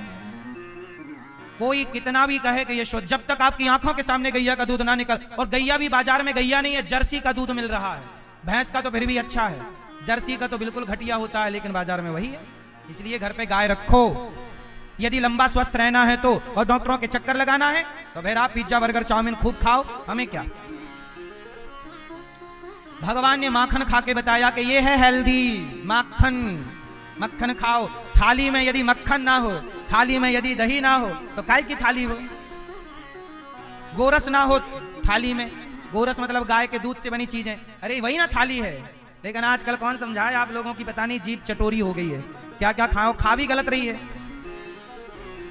भगवान ने मक्खन खाया, घंटी से कहा बजना मत, सबको भगवान ने खिलाया। थोड़ा भगवान मक्खन खाए लग गए, घंटी टन टन टन टन टन टन बजने लग गई। भगवान बोले घंटी काहे को बज? मैया, यशोदा मैया संतों को भोजन परोस रही हैं। सारे संत भोजन कर गए, खा लिया, संत चले गए। संतों का जो प्रसाद बचा यशोदा मैया ने भोग लगाया और खाया। और खाने के बाद बर्तन धुल के रख दी, और थोड़ा दोपहर का समय था, विश्राम किया कि तभी यशोदा मैया के घर मतलब धरा माता के घर और भी संत आ गए। 8-10 संत फिर आ गए और बोले संत मैया भिक्षाम देही, भूख लगी है, कुछ खाने को मिलेगा? मैया बोली आओ आओ। संतों को बुलाया, बिठाया। संतों ने कहा मैया हम लेट हो गए, तुम्हारा घर लेट मिला, हम थक गए हैं, बड़ी भूख लगी है, कुछ खाने को मिलेगा। और ये साधु के रूप में ना भगवान आए हैं। मैया बोली हाँ हाँ आओ। अच्छा संयोग देखना कि उस दिन मैया के घर में अन्न का एक भी दाना नहीं था, क्योंकि जो था वो पहले संतों को खिला चुकी हैं। एक दिन में एक ही बार संतों को भोजन कराती थी वो 7-8 संतों को, इतना ही उनकी गुंजाइश थी। लेकिन आज तो 7-8 खा के चले गए और 8-10 फिर आ गए। अब तो बजट बिगड़ गया, घर में भोजन का अन्न का दाना नहीं और संत भूखे खड़े हैं। अब ये भी तो नहीं कह सकते ना कि जाओ हमारे घर भोजन नहीं है। गृहस्थी के द्वार से कभी कोई भूखा ना जाए, यही गृहस्थी का धर्म है। क्यों मैया? मैया धरा अब इतने जल्दी जंगल भी नहीं जा सकती कि लकड़ी बेचना, और बाजार में इसका भी टाइम नहीं है, संत खड़े हैं। तो गांव में किसी के घर बाजार में उधार मांगने चलेगी, भैया थोड़ा पैसे उधार दे दो, गांव घर में संत आए हम चुका देंगी आपका। लोगों ने मना कर दिया, नहीं नहीं नहीं, तुम्हारा क्या भरोसा, तुम क्या चुकाओगी, तुम्हारे पास तो कुछ नहीं है। सबने मना कर दिया। एक सेठ जी के पास गई धरा माता, कहा कि सुनो संत आए हैं, बहुत भूख लगी है उनको, द्वार से संत चले जाएंगे, बड़ा पाप लग जाएगा, भैया कुछ मदद कर दो। उन्होंने कहा कि कुछ गिरवी रखो। माता धरा बोली गिरवी के लिए होता तो हम बेच ना देती, कुछ है नहीं, आप तो हमें कुछ उधार दे दो, 15 दिन में हम ब्याज सहित चुकाएंगे। उस सेठ ने कहा कि नहीं हम उधार तो नहीं देंगे, पर तुम चाहो तो अभी हमें कुछ दे सकती हो। माता धरा ने कहा मेरे पास क्या है देने को। उस सेठ ने कहा देखो तुम कितनी सुंदर हो। माता धरा बहुत सुंदर थी, जवान थी। कहा देखो तुम कितनी सुंदर हो, यदि तुम अपनी ये सुंदरता हमें दे दो तो हम तुम्हें पैसे दे देंगे। तो माता धरा ने कहा सुंदरता दे दो मतलब कैसे दे दें सुंदरता, कैसे ट्रांसफर होगी सुंदरता? उसने कहा नहीं नहीं ऐसे नहीं, तुम अपने स्तन हमें दे दो तो हम तुम्हें पैसे दे देंगे। अब कुल मिला के उसने चरित्र का सौदा कर लिया। माता धरा को पैसा देगा पर बदले में क्या लेगा? चरित्र लेगा। चरित्र की बोली लगा दी। माता धरा समझ गई कि इसकी नियत खोटी है, लेकिन करूं तो करूं क्या? यदि नहीं इसकी बात मानती तो मेरे द्वार से संत भूखे चले जाएंगे, क्योंकि दूसरा कोई देने को तैयार नहीं है। माता धरा ने कहा कि देखो तुम शरीर में इतने आसक्त ना हो जाओ, ये शरीर चमड़े का बना है, हाड़ मांस है, ये एक दिन नष्ट हो जाएगा। वो आदमी बोला कि नहीं नहीं तुम हमें ज्ञान मत दो, तुम अपने स्तन हमें दे दो तो हम बदले में तुम्हें दे देंगे पैसा। माता धरा ने उससे कहा कि तुम्हें मेरे स्तन ही चाहिए? बोला हाँ तुम्हारे स्तन चाहिए। ठीक है। माता धरा ने सोचा कि ये शरीर तो नाशवान है, ये शरीर एक दिन जल ही जाएगा, चमड़ा जल जाएगा, लेकिन मेरे द्वार से संत खाली चले जाएंगे, बड़ा पाप हो जाएगा। देखो सेवा, तपस्या और भक्ति, भक्ति त्याग मांगती है। क्या मांगती है? भक्ति क्या मांगती है? त्याग। माता धरा से उसने कहा स्तन दे दो। माता धरा ने कहा ठीक है। चाकू उठा ली माता ने, और वो उसने माता ने पूछा स्तन ही चाहिए? बोला हाँ। चाकू से काट दिया अपनी छाती को माता धरा ने, वो काट कर अपने स्तनों को उसके हाथ में दे दिया, ये लो तुझे स्तन चाहिए, ये लो। अब तो वो अवाक रह गया, बोले ऐसे नहीं, बोले तूने स्तन ही मांगे हैं, मैं कैसे भी दूं, स्तन दे रही हूं ना, ये ले। काट कर दे दिए चाकू से, छाती कट गई, रक्त की धारा बह गई। माता ने पैसे उतने ही लिए जितनी जरूरत थी। भोजन बाजार से खरीदा, घर गई, बनाया दाल चावल खीर पूरी, संतों को परोसा। संतों ने देखा कि माता के शरीर में रक्त की धारा, भाई छाती किसी की कट जाए तो कितना खून बहेगा। माता ने देखा, संतों ने देखा माता इतना रक्त कैसा? माता ने कहा पहले भोजन करो फिर बताऊंगी कि ये रक्त कैसा, आप तो खाओ। संत बोले नहीं, आप कष्ट में हो और हम भोजन करें, पहले बताओ ये रक्त कैसा, खून कैसे बह रहा है। माता धरा ने कहा कि आप संत हमारे द्वार पर आए, हमारे अन्न का दाना नहीं था घर पर, किसी से मांगने गई तो सबने मना कर दिया, पर एक भला आदमी मिला, बोला कि अपने स्तन दे दो तो हम दे देंगे। तो हमें लगा कि चमड़ा ही तो मांग रहा है, तो दे दिया हमने, काट करके उसको चमड़ा स्तन काट के दे दिए। वो भी खुश हो गया और हम पैसा लेके अब आपके लिए आई हैं। वो साधु के रूप में तो नारायण ही थे, भगवान अवाक रह गए, रहा ना गया, साधु के रूप से प्रकट होकर चतुर्भुज रूप में खड़े हो गए। माता मैं तुम्हारा ऋणी हो गया, मैं तुम्हारी परीक्षा लेने आया था, लेकिन ये मुझे पता नहीं था कि तुम इतना कष्ट उठाकर साधु सेवा करोगी? तुमने अपनी छाती क्यों काट दी? मना कर देती। नहीं नहीं महाराज, मेरे द्वार से साधु चला जाए मैं नहीं चाहती थी। हे प्रभु, अब आप ही बताइए कि यदि मैंने साधुओं को लौटा दिया होता तो साधुओं के रूप में आज आप ही तो आए थे। यदि मैं किसी साधु को लौटाती तो वो साधु ना लौटता, मेरे द्वार से भगवान लौट जाते। और छाती काटने से भी यदि भगवान मिले तो सौदा बड़ा सस्ता है।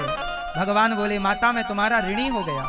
तुमने जितना खून बहाया है सेवा के लिए, तुमने साधुओं की सेवा के लिए अपना शरीर काट दिया, मैं तुम्हें वचन देता हूं कि तुम्हारे इस त्याग का हिसाब चुकाने में आऊंगा। अगले जन्म में तुम मेरी माता बनोगी, मैं बेटा बनकर तुम्हारा दूध पी करके तुम्हारे बहे खून का ऋण चुकाऊंगा। ये माता यशोदा की हिस्ट्री है पूर्व जन्म की। इससे कुछ बातें क्लियर होती हैं, आप जरा सुनिएगा। पहली बात क्लियर ये है कि आज कोई स्त्री पर संकट आ जाए और उसे जरूरत पड़े कुछ पैसे की, कुछ मदद की, तो दुनिया उसके कंधे पे हाथ नहीं धरना चाहता, लोग उसकी छाती पे हाथ रखना चाहते हैं। इसलिए कहता हूं, छाती पे हाथ रखने वाले बहुत होंगे, कंधे पे हाथ रखने वाला बनना। कोई महिला संकट में हो, कष्ट में हो, तो उसके कष्ट का फायदा ना उठाना कि इस पे तो संकट है, हम जो चाहेंगे इससे करा लेंगे, क्योंकि इस पे तो कष्ट है, संकट है। किसी के संकट का, किसी के वक्त का फायदा ना उठाओ, बल्कि उसका साथ दो, कंधे पे हाथ रखिए। यदि उसका सहारा नहीं है तो आप उसका सहारा बनिए। जब आप किसी का सहारा बनते हैं तो विधाता आपका सहारा बनते हैं। और याद रखिएगा मेरी मां, भक्ति के रास्ते पे जब चलोगे तो बलिदान देना पड़ेगा। माता धरा ने बलिदान दिया, और जब सेवा के लिए आप चलते हैं तो भगवान आपके ऋणी हो जाते हैं। इसलिए कहता हूं, गौरी गोपाल आश्रम में हमारी वृद्ध माएं रहती, वो माएं जिन माओं को अपनों का सहारा ना मिला, तब इन माओं को गौरी गोपाल में सहारा मिला।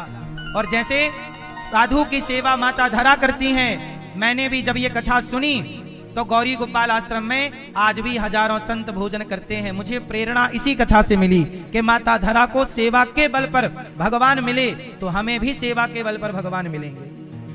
भगवान को पाने का क्या उपाय है? कितना भी जप कर लो, कितना भी तप कर लो, जप तप एक पलड़े पे रख दो और सेवा दूसरे पलड़े पे रख दो, तो सेवा का पलड़ा भारी रहेगा। याद रखिएगा, सेवा का पलड़ा भारी रहेगा। इसलिए कहता हूं, सेवा करना सीखिए। लक्ष्मण जी ने सेवा की है, हनुमान जी ने सेवा की है, श्रवण कुमार ने सेवा की है।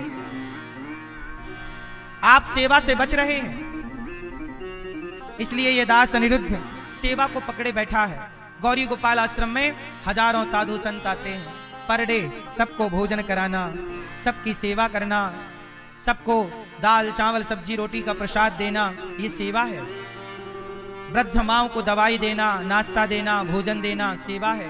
गौरी गोपाल में बच्चे पढ़ते हैं 150, उन्हें शिक्षा देना, उनको रहने को देना, उनकी कॉपी देना, किताब देना, कपड़े देना, बच्चों की सेवा है। गाय को भूसा देना, चारा देना, सेवा है। प्रयागराज में अखंड रसोई चल रही है, आप सबकी सेवा, रोटी दाल यहाँ पूरी सब्जी खिचड़ी से हो रही है, सेवा है। हमसे जितनी सेवा हो पड़ती है सेवा करते। वाणी से सेवा, आपको कथा सुनाकर सही मार्ग दिखाकर, ये भी आपकी सेवा चल रही है, ये भी सेवा है। तो ये वाणी से सेवा, आपसे भिक्षा मांग मांग करके सेवा, ये सब सेवा ही तो है। और याद रखिएगा, आप भी अपने माँ बाप की सेवा करना, संतों की सेवा करना, सेवा से ही भगवान मिलेंगे।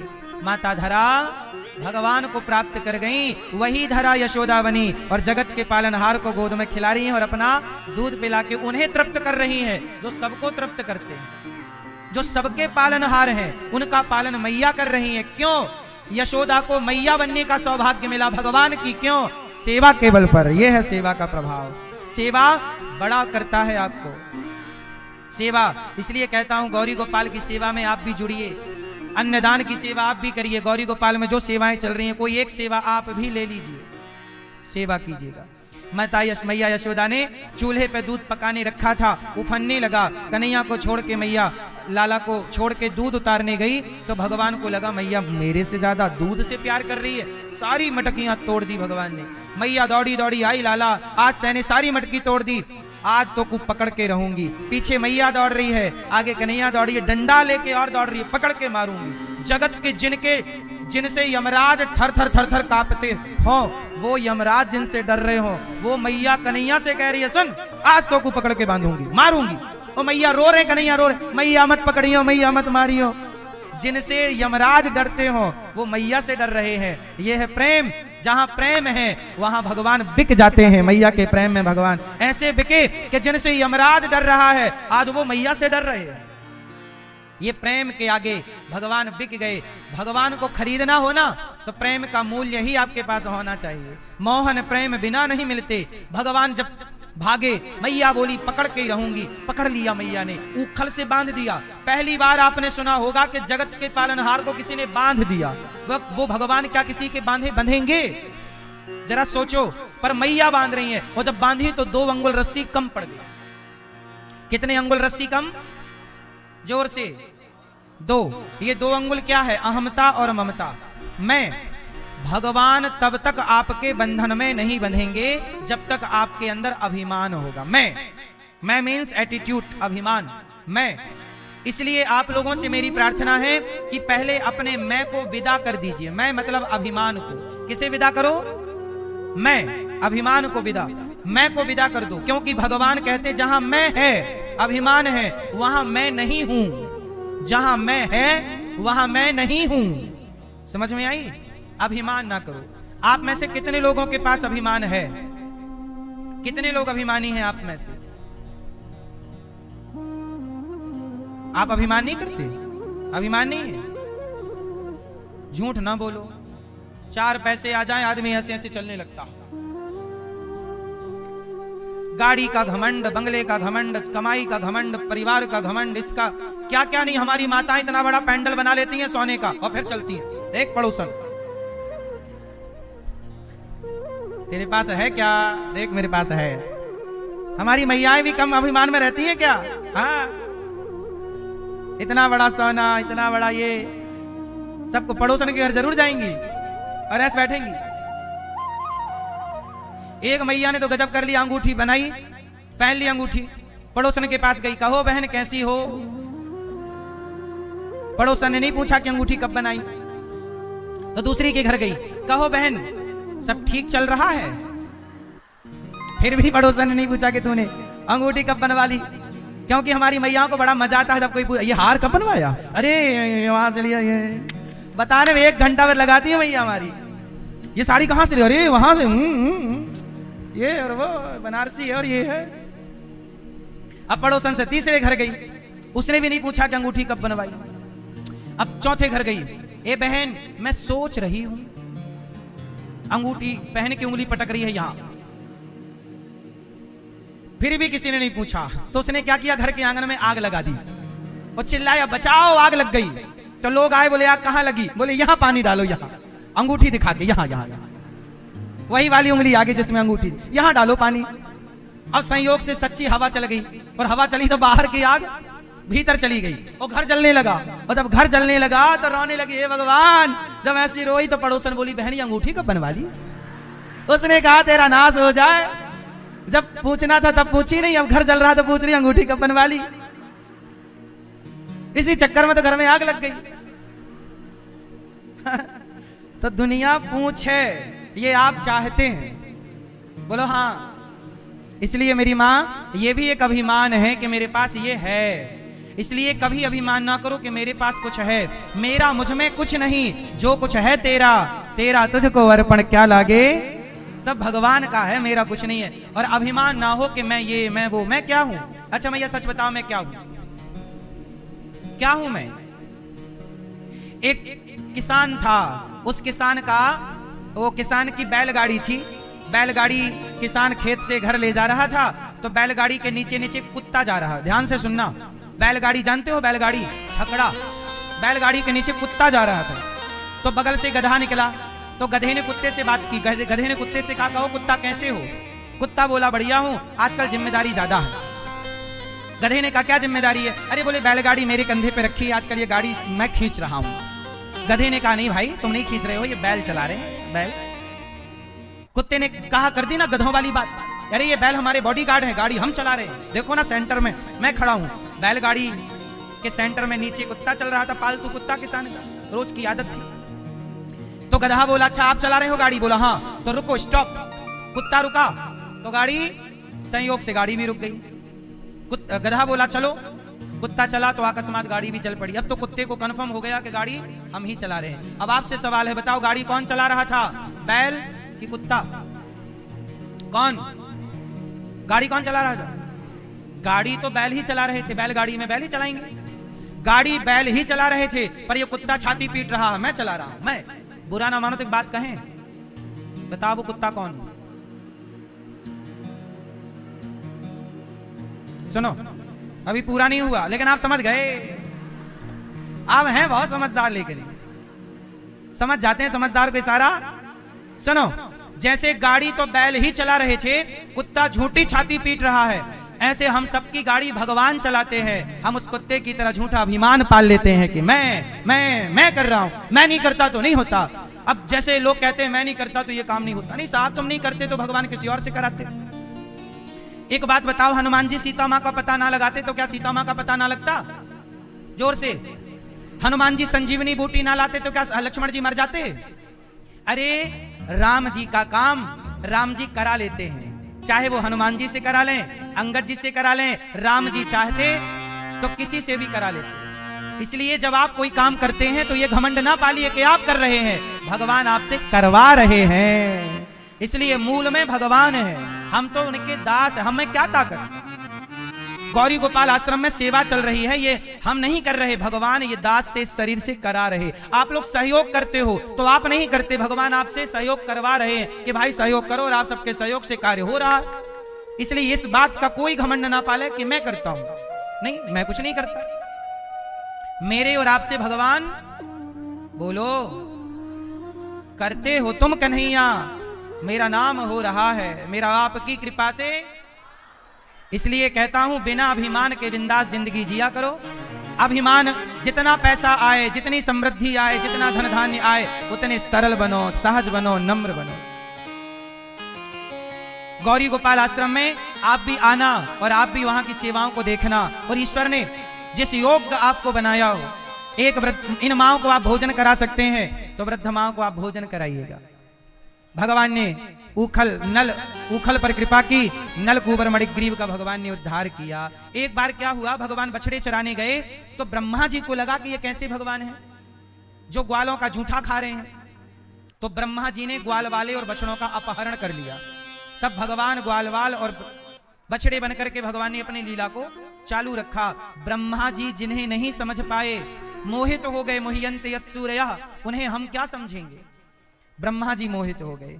बाद में भगवान ने, ब्रह्मा जी ने स्तुति की, नौमीड्यते प्रवपुषे तडिदंबराय गुंजावतंस परिपिच्छल सन्मुखाय।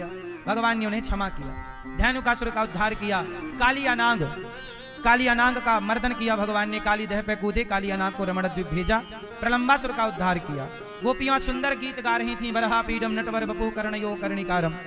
इसके बाद क्या हुआ, भगवान ने एक दिन गोपियों के कपड़े चुरा लिए।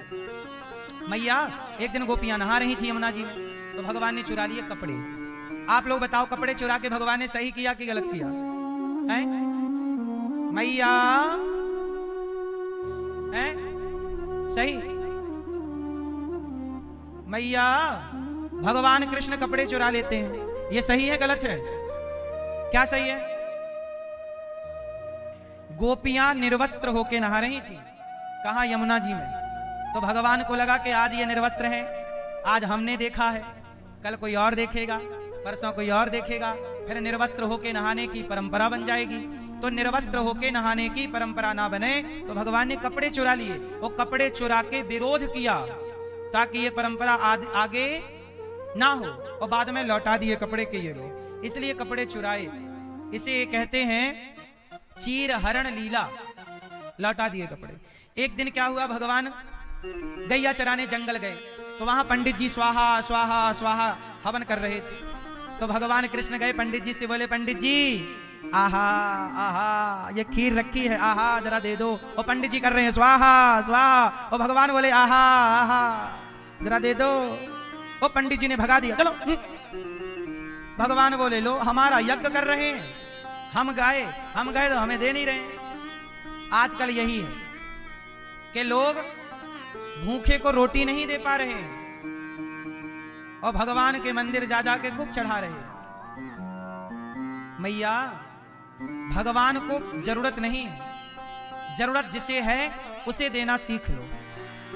किसी भूखे को रोटी दे दोगे, किसी प्यासे को पानी दोगे, तो उसकी तृप्ति से भगवान ही तृप्त होंगे, क्योंकि भीतर तो भगवान ही बैठे हैं। बोलो हाँ। इसलिए ब्राह्मणों ने, यज्ञकर्ता ब्राह्मणों ने भगवान को भोजन नहीं दिया, लेकिन ब्राह्मणों की पत्नियों ने बुलाया, ए बालक यहाँ, और खूब गोद में बिठा बिठा के भोजन कराया। बड़े बड़े ज्ञानी जिन कृष्ण को ना समझ पाए, उनके घर की पत्नियां झाड़ू पोंछा लगाने वाली समझ गईं और भगवान को गोद में बिठा के भोग लगा रही हैं। बाद में पंडित जी को समझ आई कि जगत का पालनहार मेरे द्वार पर आया और हमने उन्हें वंचित कर दिया। इसलिए कहता हूं कि इस धरती पर सबसे बड़ा यज्ञ क्या है? बोले आप किसी भूखे को भोजन कराएं। बताओ, रोटी आपने किसी को रोटी उसके